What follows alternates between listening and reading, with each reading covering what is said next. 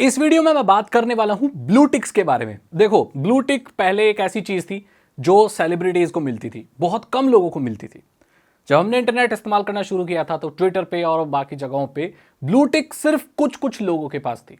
जैसे जैसे वक्त आगे बढ़ता चला गया, इंटरनेट पे लोग बहुत ज्यादा पॉपुलर होने लगे। पहले ब्लू टिक सिर्फ उन्हीं लोगों को मिलता था जो असल जिंदगी में कुछ ऐसा बड़ा कर रहे हैं, कुछ भी कर रहे हैं। इंटरनेट का इकोसिस्टम इतना बड़ा था ही नहीं।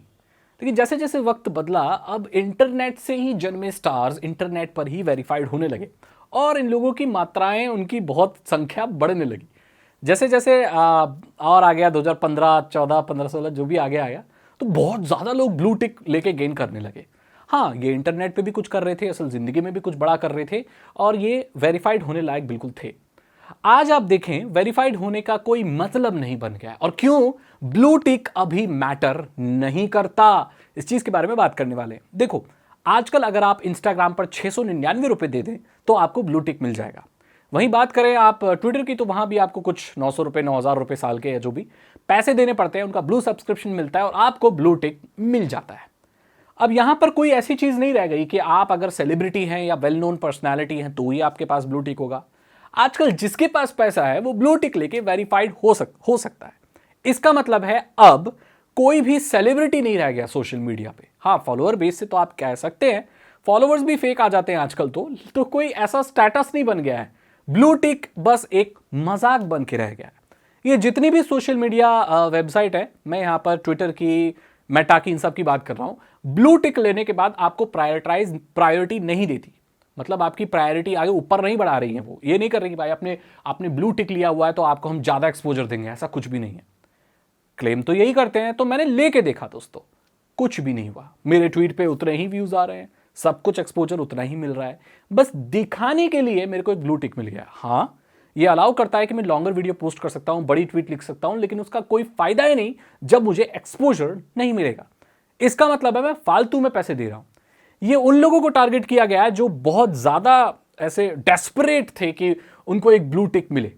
ये उन लोगों को टारगेट करते हैं जो पहले, आपको पता होगा कि नाम लिख के ब्लू कलर का इमोजी लगा देते थे। हालांकि वो ब्लू टिक नहीं होता था, वो इमोजी होता था, बट लोगों को फीलिंग आती थी कि आई एम वेरीफाइड लौंडा, पापा का फेवरेट, मतलब बेटा, mama's boy, attitude king, your attitude on my foot. इस तरह के जो ओवर एडिटिंग करके बड़े बाल ऐसा जो लड़के थे, उनको ये टारगेट करो। कैसे भी भाई घर में लड़ लड़ा के खाना नहीं खाएंगे 2 दिन, मम्मी पापा से 700 रुपए का इंतजाम करके महीने भर के लिए ब्लू टिक हो जाएगा।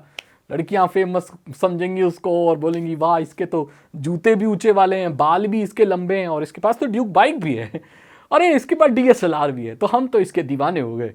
ये कुछ उस तरह लोगों को टारगेट करती है, कुछ नॉर्मल लोगों को भी टारगेट करती है। फायदा इसका कुछ भी अब नहीं है। तो ये फिर चल क्यों रहा है दोस्तों? ये इसलिए चल रहा है क्योंकि ये जितनी भी कंपनियां हैं कोविड के बाद, ये नुकसान में चली गई।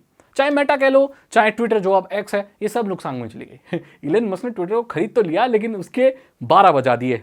एडवर्टीजमेंट वाले लोग उसमें एडवर्टीजमेंट लगाना नहीं चाहते थे, कुछ भी पैसा नहीं लगाना चाहते थे, तो ये कंपनियां पैसे कैसे कमाएंगी? अब इनका मुनाफा कम हो रहा था तो इन्होंने फायर करना शुरू कर दिया। फायर करना मतलब फायर करना नहीं, लोगों को जॉब से निकालना शुरू कर दिया ताकि प्रॉफिट मैक्सिमाइजेशन हो सके। उसके बाद भी ये प्लेटफॉर्म्स पैसा नहीं कमा रहे थे। फेसबुक की, मेटा की रेवेन्यू खुद नीचे जा रही थी और ट्विटर जो एक्स हो गया उसकी भी नीचे जा रही थी। तो इन्होंने सोचा जब हमारे पास एडवर्टीजमेंट नहीं आ रहे तो क्यों ना हम डायरेक्ट लोगों से ही पैसा ले लें। लोगों से पैसा किस नाम पर लेंगे? अगर हम लोगों को ये बोलेंगे कि हमारा प्लेटफॉर्म इस्तेमाल करने के लिए आपको पैसा देना पड़ेगा, तो कोई भी इस्तेमाल नहीं करेगा। क्यों ना ऐसा किया जाए कि लोगों को प्रिविलेज दिया जाए, लोगों को एक अलग वो चीज दी जाए जिसके लिए वो क्रेव कर रहे थे। कोई नॉर्मल इंसान किस चीज के लिए क्रेव करता है? जो बिल्कुल भी पॉपुलर नहीं है, जिसके मोहल्ले में भी लोग उसे नहीं जानते, उसके पास भी ब्लू टिक है और वो दे दिया पैसे में। इससे कंपनी को एक जरिया मिल गया पैसा कमाने का कि भाई चलो ठीक है, इनको ब्लू टिक चाहिए ना, एक छोटा सा ग्राफिक्स ही तो दे देते हैं, हो सकता है इतना पैसा मिलेगा कि शायद हमारी कंपनी ऊपर उठ जाए। और ट्विटर इसके सहारे और ज्यादा लोगों को पैसा दे सकता है, एम्प्लॉयज को, ताकि वो और ज्यादा आगे बढ़ सके। अब तो उसने रेवेन्यू भी शेयर करना शुरू कर दिया है। तो वो हर तरह की वो चीज कर रहे हैं जो जिससे वो प्रॉफिट बढ़ा सके और अपना इकोसिस्टम फैला सके। मेरे हिसाब से अगर आप कंटेंट क्रिएटर नहीं हो तो आपको ब्लू टिक की जरूरत अब नहीं है।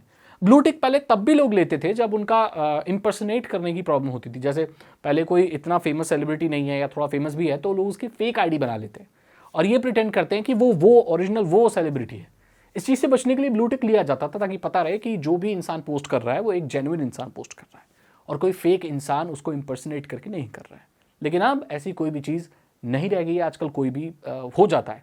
ऐसे भी केसेस सामने आए कि लोग दूसरे सेलिब्रिटी का नाम बना के उसको वेरीफाइड करके ट्वीट कर रहे हैं।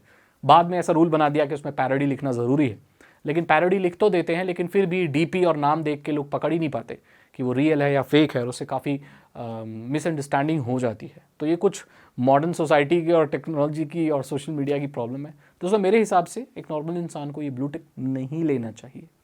बात करें यूट्यूब के ब्लू टिक की, तो ये सिस्टम अभी भी सबसे अच्छा है।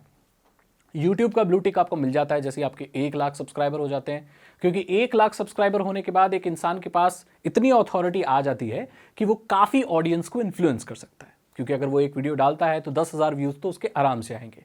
10,000 लोगों को एक वीडियो से इन्फ्लुएंस करना एक बहुत बड़ी बात होती है और वो अपने फॉलोअर्स को किसी भी हिसाब से डायरेक्ट कर सकता है, किसी चीज़ को खरीदने के लिए इंकरेज कर सकता है या कोई आइडियोलॉजी उनके दिमाग में डाल सकता है। तो एक इंसान के पास पावर आ जाती है। यूट्यूबर बनने के बाद वो लोगों को इन्फ्लुएंस कर सकता है। उस हिसाब से 1 लाख के बाद एक ब्लू टिक मिल जाना बहुत अच्छी बात है और इसमें मैं बिल्कुल भी ये नहीं बोलता कि ये खराब बात है। यूट्यूब का सिस्टम अभी भी बहुत अच्छा है। इसी के साथ मैं इस वीडियो को एंड करता हूं और आप बताइए, क्या अभी ब्लू टिक का कोई मतलब रह गया है? क्या आपने ब्लू टिक खरीदा हुआ है? क्या आपको ये लगता है कि आप सही जगह पैसा लगा रहे हैं? क्या फायदे हैं, क्या नुकसान है ब्लू टिक के? मुझे कमेंट सेक्शन में बताइए। अगर आपको वीडियो अच्छी लगी तो इसे लाइक करें, अपने दोस्तों के साथ शेयर करें। साइबर सिक्योरिटी और इथिकल हैकिंग में इंटरेस्ट हो तो डिस्क्रिप्शन चेक करें। 299 रुपीज के 3 इथिकल हैकिंग कोर्सेज है। आसान भाषा में आपको इथिकल हैकिंग सिखा देंगे। आप देख रहे हैं साइबर सागर। मैं मिलता हूं आपसे अगली वीडियो में। Thank you so much and good bye.